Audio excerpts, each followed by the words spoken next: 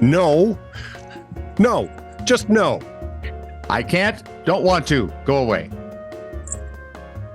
Coming up today on This Is True Really News, we have a sad story. When have we not? And depending on your definition of sad. Exactly. Are you talking sad teary or sad that's ludicrous? I know, Yes. and ludicrous will tell me when it's ludicrous. I've seen the commercial. Absolutely. So, if you like That's this ludicrous. kind of garbage, what you want to do is you want to hit like and subscribe, and you want to hit the bell icon so you're notified whenever we put up new garbage. You really want to do that? Yeah. Okay. Oh, absolutely. We love it. And you regulars, hit like, doggone it, because it's working again. We kind of got out of YouTube jail after fixing our attitude, apparently, or our verbiage. Yeah, And we starting can't to say. climb back to previous heights. Well, apparently, you can't say things about the end of. Right. They don't like violence. Anything No. that sounds violence. Violence. Oh no, the evisceration story could be a problem. Well, I don't think they know what evisceration means. And besides, Okay, he we're didn't good. die. And he was sneezing. So now, I said, can we say die if no one does? That's okay. I think we're probably okay on that. All right, good. Okay. So, hey. This is And- worse than working for radio Radio. back in the day, man. Yeah, it is. Wow. So, if you want to send a missive to us that's longer, or you want to send a story to us, send it to TITR@netradio.network. Otherwise, just comment where you catch us. This is True, Really News with Scott Combs and Tony Vercanis. All the news you're about to hear is true, Really? as far as you know. We live in Minnesota. Yes, we do. I am a Golden Gopher fan. You are. And yet this story brings me great delight because it's about the University of Nebraska. You Cornhuskers, you. I know, for those of us who are purists, they were Big 12. I get it. Yeah, that's They've true. been in the Big 10 for quite a while now, and their volleyball team's spectacular. Are they really? And their football team still sucketh mightily. I remember when they were everything. See, that's why Nebraska is one of those college teams that, oh, but they've been losing for so long. Not long enough. Because when we were kids, Yep. they would. Pretty sure that Ray Christensen, for a couple of those Gopher games, Yep. needed 2 calculators to figure out the score. And they were absolutely dominant. They were beasts. Yeah, they were monsters. They were great at it. They were Texas, Oklahoma in the middle of the country. Alabama, Crimson Tide was there. That was the old Alabama, the Paul Bear Bryant Alabama, the Joe Namath Alabama. And I would pay big money now to go back and look at that quarterback room when Joe was there, and so was the Bear. That would have been that might have been Interesting. really interesting. I would have, those big goats they show you up on mountains smacking each Yep. other with. Yeah, that's what I'm thinking. University of Nebraska Region has proposed a way to make money. And, I thought they were supposed to educate people. well, yeah, but you have to make money to do that. Okay. Although I don't understand. Anyway, the proposal would be for lifelong Cornhusker fans to be able to support their team into the afterlife. So Regent Barbara Whites of Omaha, who should really know better, suggested that when Memorial Stadium undergoes its next renovation, they should build a columbarium under the football field. Basically a crypt, right? Yeah, I would guess like a catacomb kind of thing. Yeah. Yeah. Yeah. Where departed fans can have their ashes interred. I am thinking of that scene from The Blind Side where she's telling about Tennessee and how they buried the dead bodies for the FBI under there to see how how bodies decompose. Mm-hmm. And there have been stories of sometimes. I mean, I don't want to say anything, but sometimes you have to be more careful what's under the field than what you're playing in front of. Great story. Anyway, the idea seems to be dead on arrival. It's not Really? mine. That's from the AP writer. Her fellow regents laughed at the proposal at a recent meeting. Yeah, And they didn't stop. we used to laugh at a lot of things, and just wait.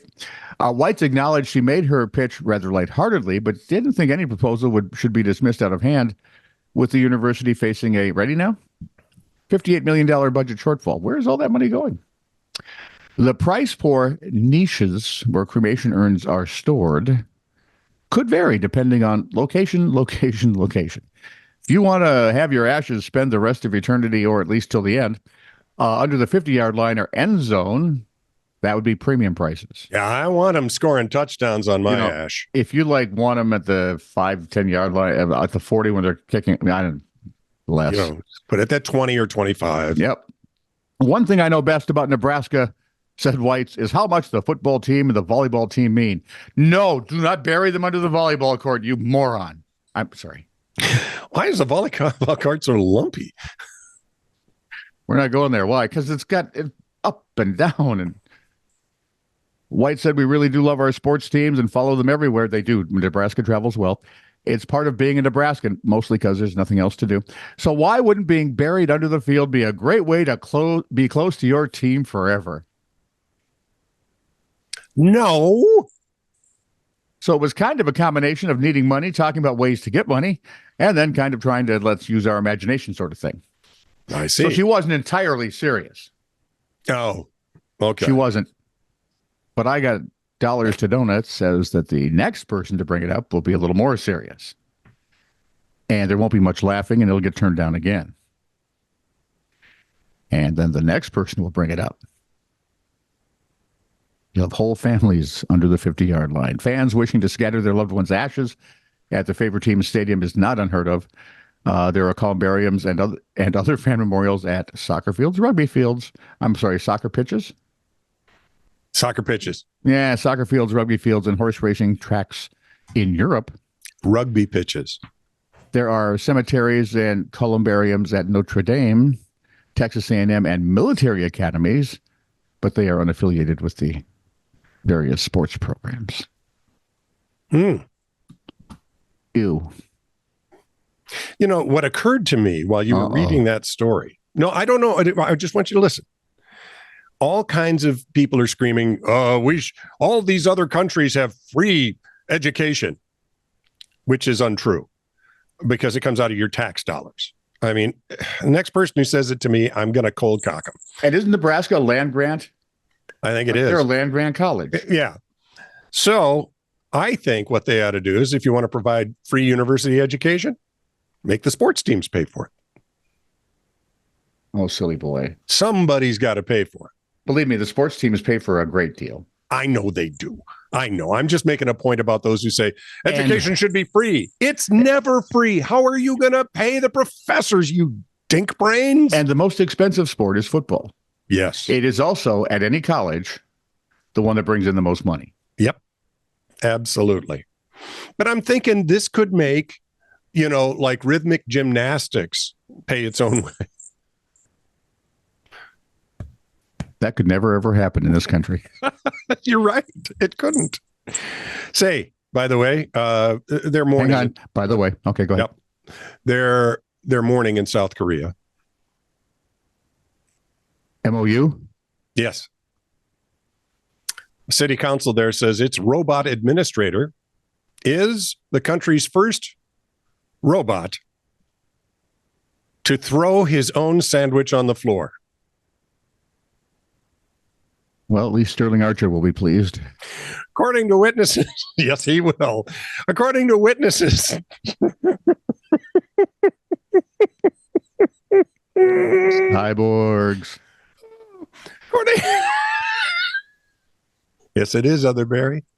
According to witnesses, the robot had been circling in one place for some time before. Although, in all fairness, Archer was afraid of robots long before Barry and Otherberry. Well, that's true. Really? And his almost wife. According to witnesses, the robot had been circling in one place for some time before leaping, indicating that something had gone wrong. But the circumstances of the incident are still under investigation. The robot was one of the first such creations to be hired by the mayor's office. Since I would love to have been at that interview. Right? Bleep, bloop, blop, bloop, bloop. Okay, R2. You'd have to bring C-3PO to interpret. Since August of 2023, it has been helping employees with daily document delivery, advertising, and providing information to local residents. Officially, he was part of the mayor's office. Somebody referred to him as one of us. And he worked very hard, one of the officials told local media. The robot was created by Bear Robotics, had its own civil servant card, and worked standard hours from 9 a.m. to 6 p.m. Unlike other similar robots, this one served several floors at once and could call on an elevator to get to them on its own.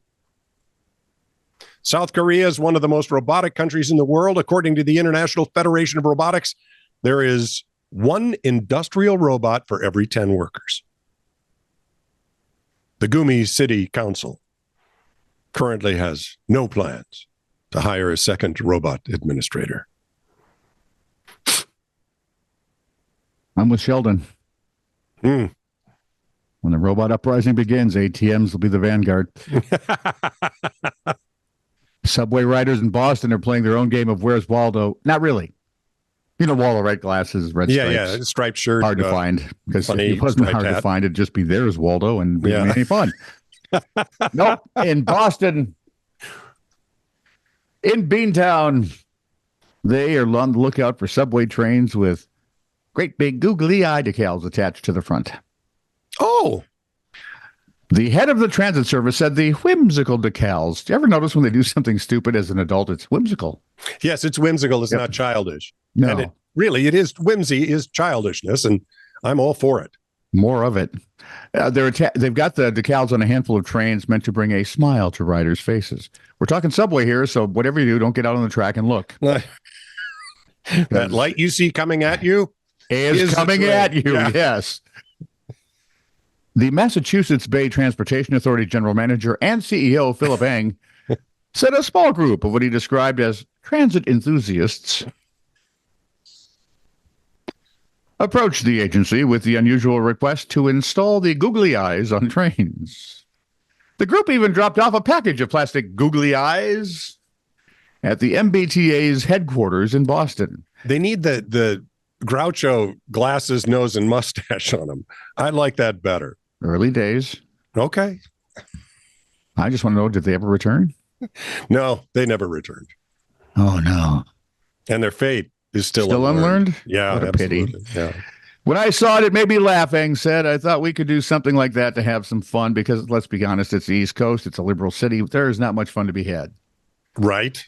You know, the MBTA, which oversees the nation's oldest subway system, take that, New York, as well as commuter rails, bus and ferry service. Tinkerbell worked. The MBTA has come under... Please never, ever refer to Tinkerbell as a working girl. Please. I didn't. She's a fairy. Ah. So she'd be working with the ferry service, I would guess. There you go. Getting people across bodies of water. The MBTA has come under intense scrutiny in recent years for a series of, shall we say, safety issues that led to federal review and orders to fix the problem. Do you remember when the federal government would never even think of that? Yep. Vaguely. We were very young. Yep. It's also plagued by slow zones, the delayed delivery of new vehicles, and understaffing. Although transit officials say these slow zones are gradually being lifted.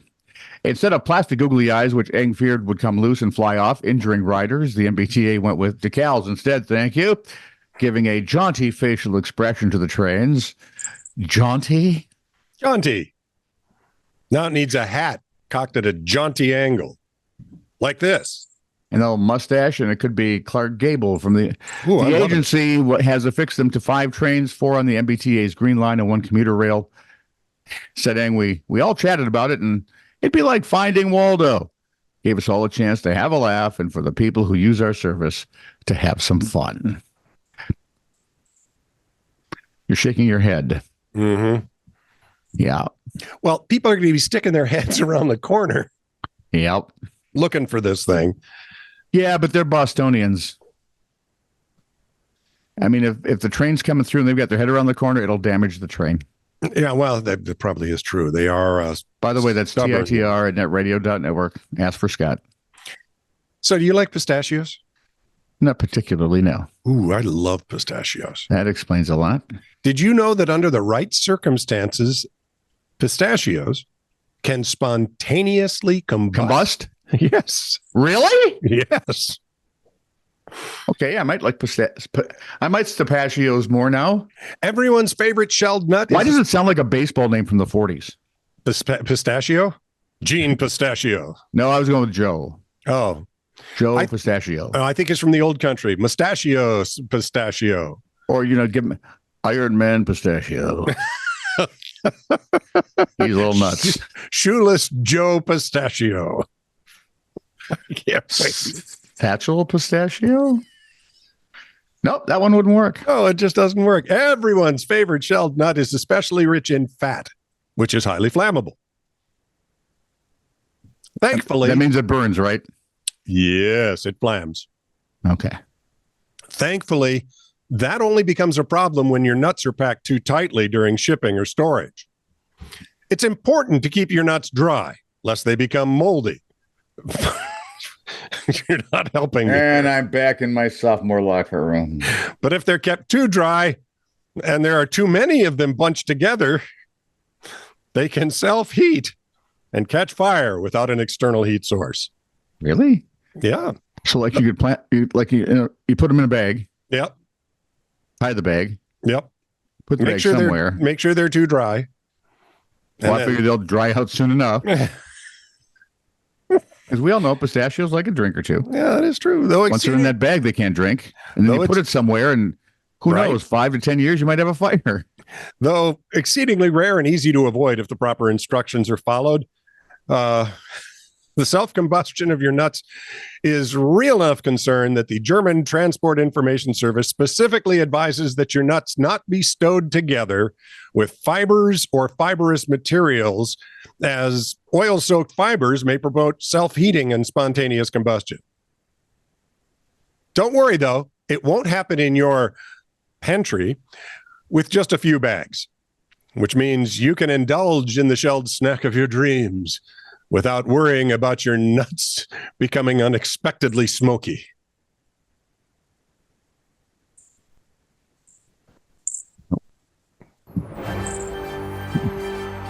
This is true, really news. Send email to TITR@netradio.network.